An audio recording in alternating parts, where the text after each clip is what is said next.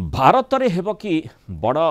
भूकंप कारण जापान में भीषण भूकंप सह हिमालय क्षेत्र में महाभूकंप भारतर चिंता बढ़ी बोली आलोचना हो निकट में जापान रे जो भीषण भूकंप होता हिमालय क्षेत्र में विनाशकारी भूकंपर संभावना को बढ़ई बोली भूतत्वविद मैंने आकलन कर जापान में आउ गोटे विशाल भूकंपर आशंका कथा कहते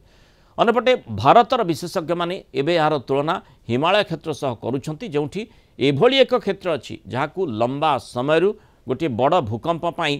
टाइम बम भावे आख्या दि जाए भारत को हिमालय क्षेत्र में महाभूकंप प्रस्तुत रहा पड़ो